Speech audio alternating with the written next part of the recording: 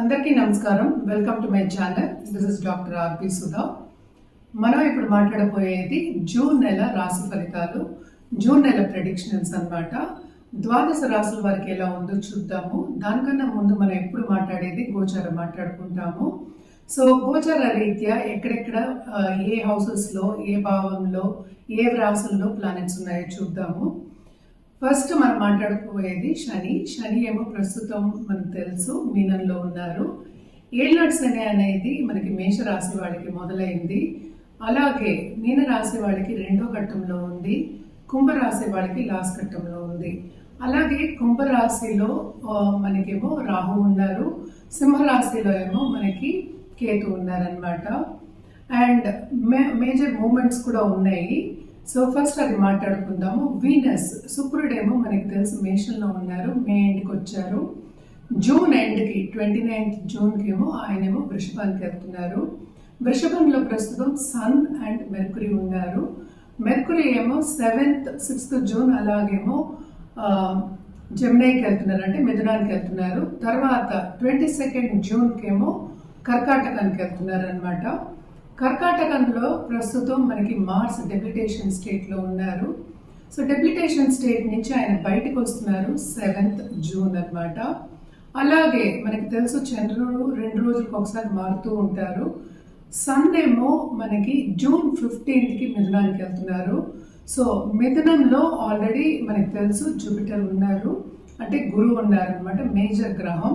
So ఇది గ్రహస్థితి మనకి జూన్లో ఉన్నది. మేజర్ మూమెంట్స్ ఏంటంటే మనకి శుక్రుడు మూమెంట్ ఉంది, ఎందుకంటే ఆయన వృషభానికి వెళ్తున్నారు అనమాట ఎండ్ మనకి జూన్ ఎండ్కి. అలాగే ఏంటంటే మెర్కురీ మూమెంట్ కూడా ఉందన్నమాట, అలాగే సన్ మూమెంట్ కూడా ఉంది.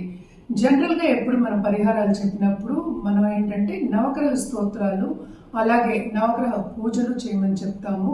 అది లేని పక్షాన్ని ఏంటంటే నవగ్రహం చుట్టూ ప్రదక్షిణ చేయడం వెరీ వెరీ ఇంపార్టెంట్. అంటే ఒక 9 టైమ్స్ కానీ 11 టైమ్స్ కానీ 54 టైమ్స్ కానీ లేకపోతే 108 టైమ్స్ కానీ చేయొచ్చు. సో నిత్య పూజలు చేసే వాళ్ళకి ఎప్పుడైనా సరే పాజిటివిటీ అనేది ఎక్కువ ఉంటుంది. ఎప్పుడులాగే ఏంటంటే అన్ని నెలలు మనం మాట్లాడుకున్నట్టే కొన్ని రాసుల వారికి చాలా బాగుంటుంది, కొన్ని రాసుల వారికి అంత బాగుండదు. ఏదైనా మిశ్రమమే. లైఫ్ అనేది ఏంటంటే ఎక్కువ తక్కువలు అనేది మనం చూస్తూనే ఉంటాం అన్నమాట. సో ఇప్పుడు ద్వాదశ రాసుల వాడికి ఎలా ఉందో చూద్దాం.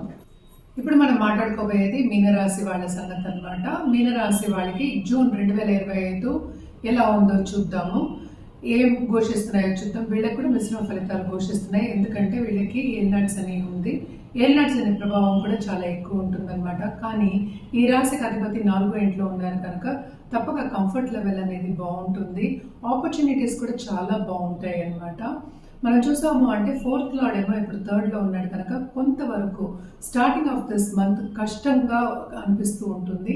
కష్టపడాలి, కష్టం లేదే ఏది రాదు మనకి. కానీ 1కి 2 సార్లు చేస్తే కానీ ఏ పనులు అవ్వవు అనమాట. నిరుద్యోగులకి ఉద్యోగ అవకాశాన్ని కూడా సెకండ్ హాఫ్ ఆఫ్ దిస్ మంతే కల్పిస్తోంది అనమాట. అలాగే మనం చూసాము అంటే 2nd లార్డ్ కూడా డెప్లిటేషన్లో ఉన్నారు. కానీ కూడాను మనకి దిగిన తర్వాత అంటే ఏంటంటే 6వ ఇంటికి దిగుతున్నారు కనుక కొంతవరకు ఫైనాన్షియల్ స్ట్రెయిన్ అనేది కనిపిస్తోంది అనమాట. అంత ఈజీగా ఏది చేయడానికి ఉండదు, ఎందుకంటే అన్నిటికీ అడ్డంగాలు వస్తూ ఉంటాయి, ఆబ్స్టికల్స్ వస్తూ ఉంటాయి. అండ్ మనం చూసాము అంటే మార్స్ కేతుతో కలిసి ఉన్నప్పటికీను సడన్గా డబ్బు వచ్చే సూచనలు కనిపిస్తున్నాయి. కానీ సీక్రెట్ ఎనిమిస్ తయారయ్యే ఛాన్సెస్ కూడా కనిపిస్తున్నాయి అన్నమాట ఈ జూన్ నెలలో. అండ్ 2nd హౌస్లోనే మనకి 3rd లార్డ్ ఉన్నాడు. సో తప్పక కష్టం అనేది ఎక్కువ కనిపిస్తోంది. ఏ పని చేసినా 1కి 2 సార్లు చేయవలసి వస్తుంది అనమాట. అండ్ ఆల్సో మనకి towards 3rd week off this month ఇంకా బాగుంటుంది. వీళ్ళకి మంచి ఆపర్చునిటీస్ వస్తాయి.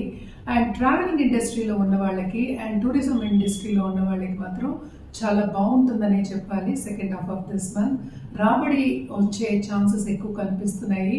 అలాగే స్టూడెంట్స్ దూరపు దేశం వెళ్ళి చదువుకోవాలి, లేకపోతే ఇక్కడైనా పై చదువులకు వెళ్ళాలి అనుకున్న వాళ్ళందరికీ కొంతవరకు అంటే ఏంటంటే వాళ్ళు అనుకున్నది సాధించలేరన్నమాట.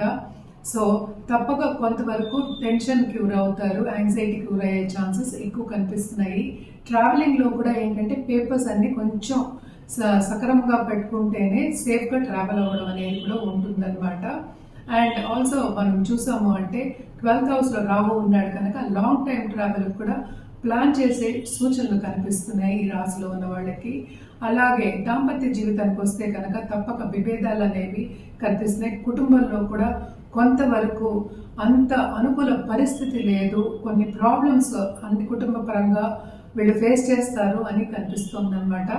ఫైనాన్షియల్గా కూడా స్టార్టింగ్ ఆఫ్ దిస్ మంత్ చాలా ఖర్చులు అనేవి ఎక్కువ ఉంటాయి అన్నమాట.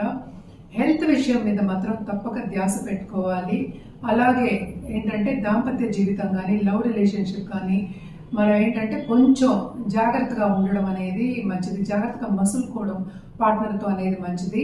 బిజినెస్ పీపుల్ కూడా ఏంటంటే స్టార్టింగ్ ఆఫ్ దిస్ మంత్ అంత బాగాలేదు, towards end of this month కొంతవరకు బాగుంటుంది. ఎందుకంటే థర్డ్ లార్డేమో 3వ ఇంట్లోకి వెళ్ళిపోతాడు, 3వ లార్డేమో అంటే శుక్రుడేమో 3వ ఇంటికి వెళ్ళిపోతారు కనుక తప్పక ఆ టైంలో బాగుంటుంది. అండ్ ఆల్సో ఏంటంటే సినిమా రంగంలో ఉన్న వాళ్ళకి కూడా ఆ టైంలో కొంతవరకు రాబడి అనేది చూస్తారనమాట. అండ్ జూపిటర్ 4th హౌస్లో ఉన్నారు కనుక ప్లస్ పాయింట్ అయింది వీళ్ళకి. ఏదైనప్పటికీ ఏల్నాడ్స్ అనే ప్రభావం అనేది చాలా ఎక్కువ ఉంది వీళ్ళకి. అండ్ ఆల్సో ఏంటంటే దాంపత్య జీవితం కానీ లవ్ రిలేషన్షిప్ కానీ బ్రేక్ అయ్యే ఛాన్సెస్ ఎక్కువ కనిపిస్తున్నాయి. అండ్ ఆల్సో నిరుద్యోగులకి ఉద్యోగ అవకాశం అనేది వాళ్ళకి కావాల్సినట్టు ఏర్పడదన్నమాట. సో చాలా కష్టపడితే కానీ ముందుకి వెళ్ళలేని ఒక పరిస్థితి అనేది కనిపిస్తోంది జూన్లో. సో కొంతవరకు జాగ్రత్త వహించడం మంచిది. అలాగే ఎవరికైనా లోన్స్ ఇస్తే కనుక తిరిగి రాదు. అండ్ బిజినెస్ పీపుల్కి వాళ్ళకి కావాల్సినప్పుడు చేతికి అందుబాటులో ఉండదన్నమాట. రాబడి అనేది అందుబాటులో ఉండదు, మోతాదు అనేది అందుబాటులో ఉండదు. సో డిఫికల్ట్ సిచ్యువేషన్స్ ఈ మంత్ ఫేస్ చేస్తారు మీనరాశి వాళ్ళు అని చెప్పడం జరుగుతోంది. వీళ్ళ పరిహారాల విషయానికి వస్తే కనుక తప్పక గురువారం గురుని దర్శించుకోవడం, టెంపుల్కి వెళ్ళి దర్శించుకోవడం చాలా చాలా మంచిది. అలాగే గురు బీజ మంత్రం చదువుకోవడం కూడా చాలా మంచిది అనమాట. ఇంట్లో ఉన్న చీమలు కానీ లేకపోతే ఏంటంటే మీకు అక్వేరియం అది ఉంటే కనుక ఫిషెస్కి ఫీడ్ చేయడం కానీ ఎవ్రీడే ఫీడ్ చేయడం కానీ చాలా చాలా మంచిదన్నమాట. ఇంట్లో ఉన్న చీమలకైనా మీరు ఫీడ్ చేయొచ్చు, మంచి జరుగుతుంది. అలాగే మనం చూసాము అంటే మెర్కురీ కొంచెం అంటే ఏంటి బుధుడు మూమెంట్ అయిన తర్వాత, సన్ మూమెంట్ అయిన తర్వాత ఉన్నత వ్యక్తుల పరిచయం అనేది ఏర్పడుతుంది.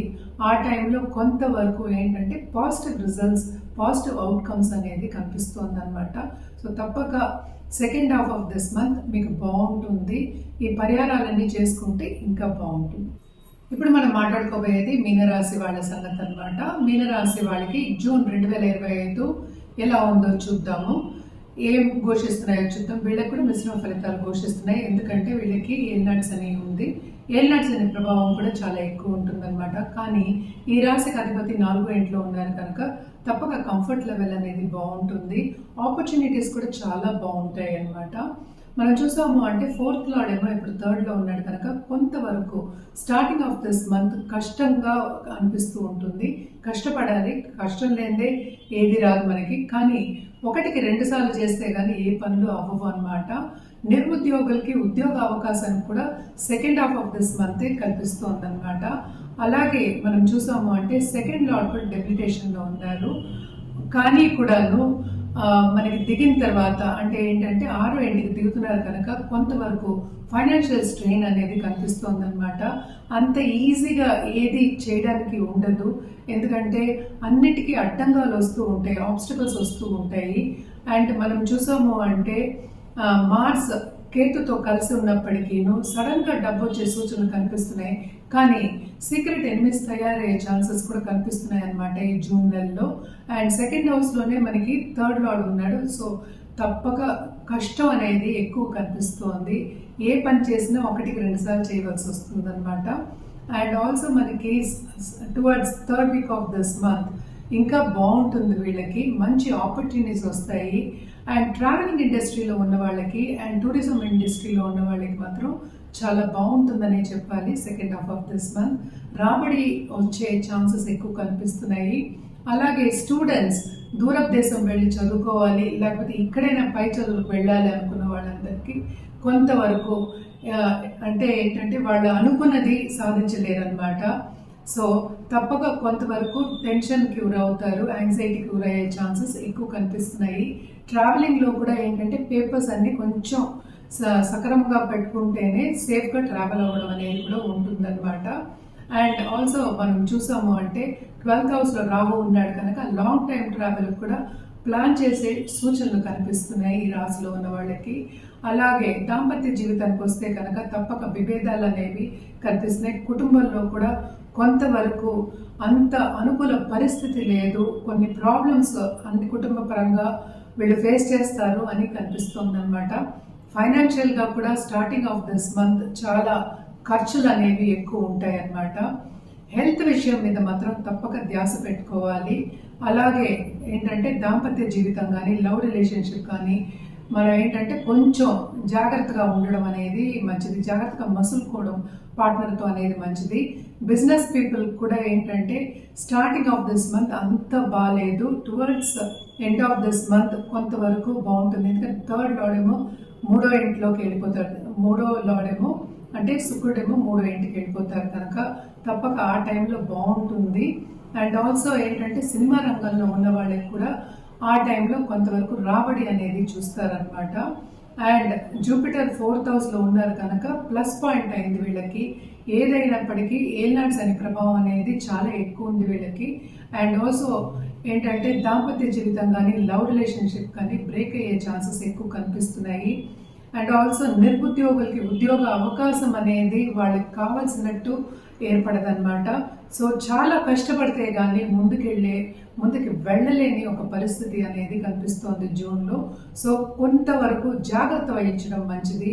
అలాగే ఎవరికైనా లోన్స్ ఇస్తే కనుక తిరిగి రాదు. బిజినెస్ పీపుల్కి వాళ్ళకి కావాల్సినప్పుడు చేతికి అందుబాటులో ఉండదన్నమాట. రాబడి అనేది అందుబాటులో ఉండదు, మోతాదు అనేది అందుబాటులో ఉండదు. సో డిఫికల్ట్ సిచ్యువేషన్స్ ఈ మంత్ ఫేస్ చేస్తారు మీనరాశి వాళ్ళు అని చెప్పడం జరుగుతోంది. వీళ్ళ పరిహారాల విషయానికి వస్తే కనుక తప్పక గురువారం గురుని దర్శించుకోవడం, టెంపుల్కి వెళ్ళి దర్శించుకోవడం చాలా చాలా మంచిది. అలాగే గురు బీజ మంత్రం చదువుకోవడం కూడా చాలా మంచిది అనమాట. ఇంట్లో ఉన్న చీమలు కానీ లేకపోతే ఏంటంటే మీకు అక్వేరియం అది ఉంటే కనుక ఫిషెస్కి ఫీడ్ చేయడం కానీ ఎవ్రీడే ఫీడ్ చేయడం కానీ చాలా చాలా మంచిదన్నమాట. ఇంట్లో ఉన్న చీమలకైనా మీరు ఫీడ్ చేయొచ్చు, మంచి జరుగుతుంది. అలాగే మనం చూసాము అంటే మెర్కురీ కొంచెం అంటే ఏంటి బుధుడు మూమెంట్ అయిన తర్వాత, సన్ మూమెంట్ అయిన తర్వాత ఉన్నత వ్యక్తుల పరిచయం అనేది ఏర్పడుతుంది. ఆ టైంలో కొంతవరకు ఏంటంటే పాజిటివ్ రిజల్ట్స్, పాజిటివ్ అవుట్కమ్స్ అనేది కనిపిస్తుంది అనమాట. సో తప్పక second half of this month మీకు బాగుంటుంది. ఈ పరిహారాలన్నీ చేసుకుంటే ఇంకా బాగుంటుంది.